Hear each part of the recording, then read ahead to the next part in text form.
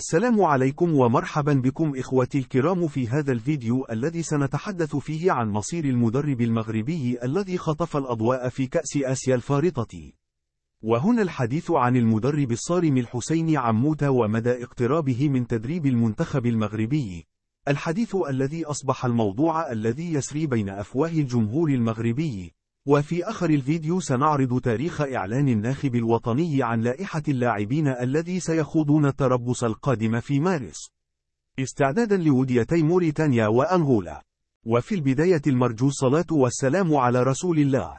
بداية ظهور الحسين عموتة هذه الأيام بين أكاديمية ومركب محمد السادس بسلا ولقاؤه معه وليد الركراكي، إضافة لتأكيده القاطع ترك منتخب الأردن بعد 3 أشهر لأسباب وصفها بالقاهرة، وتصريحاته مؤخرا بحلمه تدريب المنتخب الوطني، جعلت الأسئلة مثل الاجتهادات تتناسل وبشكل كبير حول الموضوع. عموتة قال أنه سيدرب الفريق الوطني، وأضاف كلمة قريبا، وتحدث عن كونه هو من رفض تدريبه في المونديال لأنه لم يكن جاهزا من الناحية الذهنية، بعدما عرض عليه لقجع الأمر قبل الركراكي، وقد أكد الأخير هذا الأمر مرارا. ملخص هذه القصة كاملة: الركراكي باق في منصبه، واللقاء مع عموتة كان خاصا، وهم التداول في أمور من قبيل تبادل الأفكار ووجهات النظر لا غير.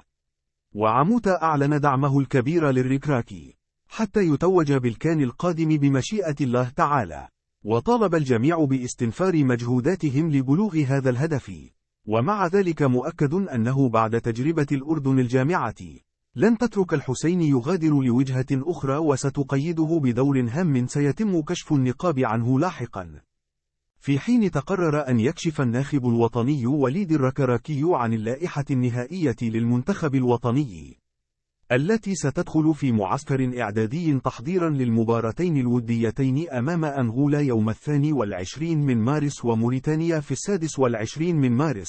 تقرر ذلك يوم 14 من مارس، والمباراتان معا سيحتضنهما الملعب الكبير لأكادير، كما أن المباراتين معا تدخلان استعدادا للمباراتين ضد زامبيا والكونغو برازافيل برسم الجولتين الثالثة والرابعة من التصفيات المؤهلة إلى كأس العالم التي تستضيفها الولايات المتحدة الأمريكية.